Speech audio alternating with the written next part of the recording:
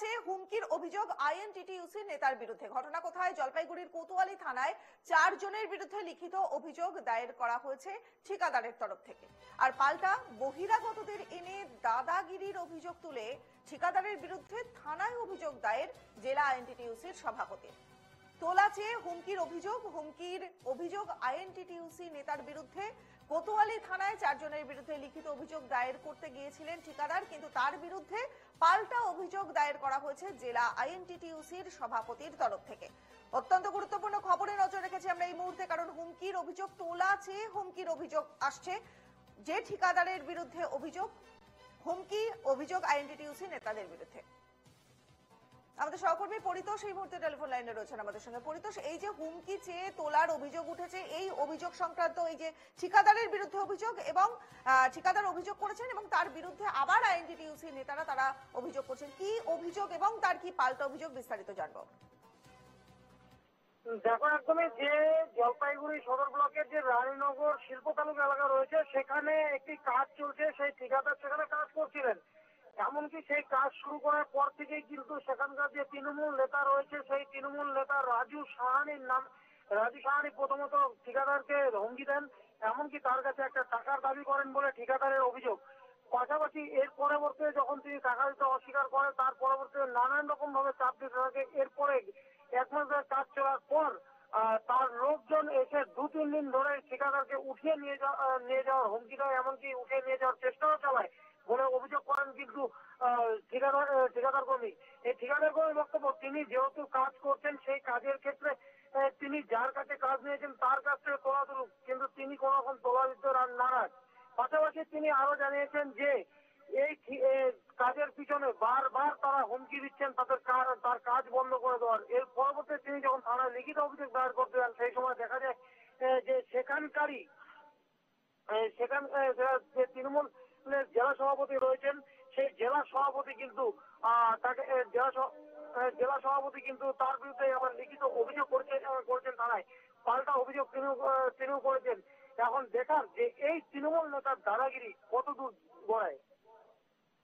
বেশ বেশ, অনেক অনেক ধন্যবাদ পরিতোষ। আমাদের সহকর্মী পরিতোষ রায় এতক্ষণ ছিলেন আমাদের সঙ্গে।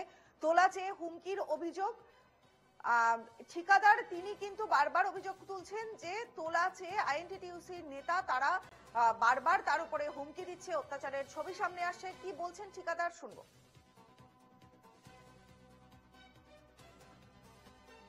রানীনগর কোকোকোলা কোম্পানিতে আমি একটা কাজ নেই পেটিতে, আমি একটা ছোটো মোটো ঠিকাদার।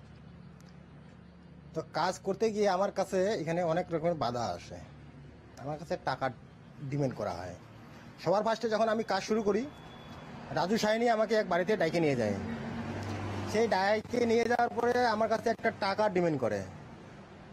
তো আমি বলছিলাম কত টাকা লাগবে বল, 5-10 হাজার টাকা লাগলে আমি চা খরচা মিষ্টি খাওয়ার জন্য আমি একটা দিব।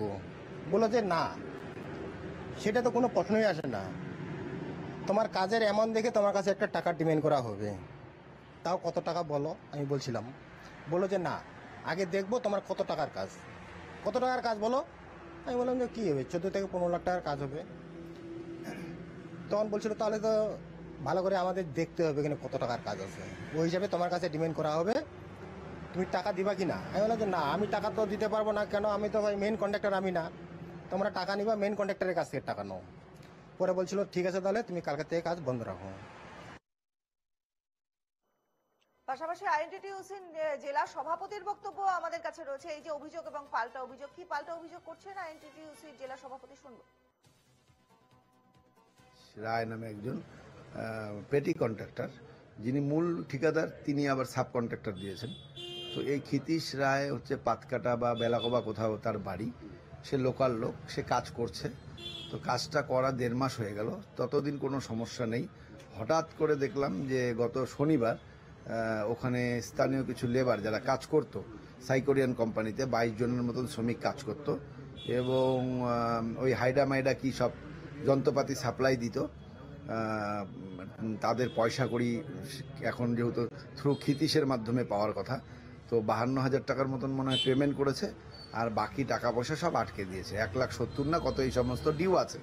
তো সেই পরিপ্রেক্ষিতেই যখন ওখানকার স্থানীয় ছেলেরা আমাকে একটা এফআইআর কপি পাঠালো তারা, আজকে মনে হয় এফআইআর হয়েছে, 30-35 জন ছেলেরা আসছিল, তো থানায় ডায়েরি করে গেছে। আমি তো সারাদিন বাইরেই ছিলাম, তো আজকে সেই কপিটা পেলাম যে প্রায় ওখানে যারা পয়সা পাবে আর কি, তারা শনিবার দিন যখন যায় টাকা ক্ষিতীশের কাছে, তখন ক্ষিতীশ নাকি বহিরাগত কিছু লোকজনদের নিয়ে এসে এবং সেখানে আবার তৃণমূলের ঝান্ডা ব্যবহার করা হয় করে ওই যারা লেবাররা পয়সা পায় বা যারা হাইড্রা সাপ্লাই দিয়েছে তাদেরকে মারধর করার চেষ্টা করে।